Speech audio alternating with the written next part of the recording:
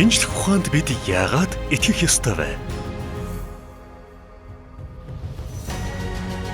Хорвоо ертөнцийн сонин хачин дахин давтагдашгүй байгалийн үзэгслэн өнгөрсөн одоо ирээдүйг тодорхойлох тайлагдашгүй нууц.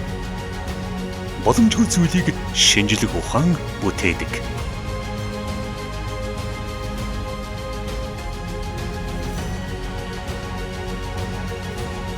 Өндөрлөгтний гайхамшигт нээлт одон орон.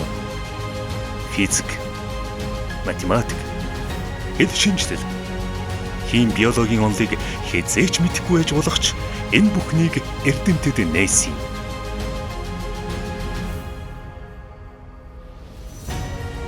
Тиймээс тэдний оюун бодлыг өөртөө татагч бүх зүйлийн үндэс нь болсон шинжлэх ухаанд бид үргэлж итгэсээр ирсэн.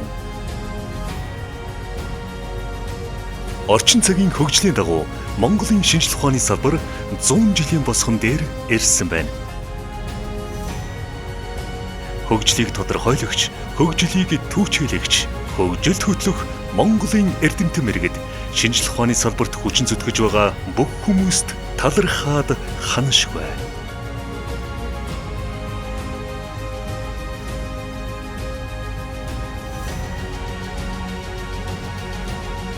Шинжлэх ухаан бидний эргэн тойронд оршин буй. Бид өнгөрсөн одоо ирээдүйг бүтээн.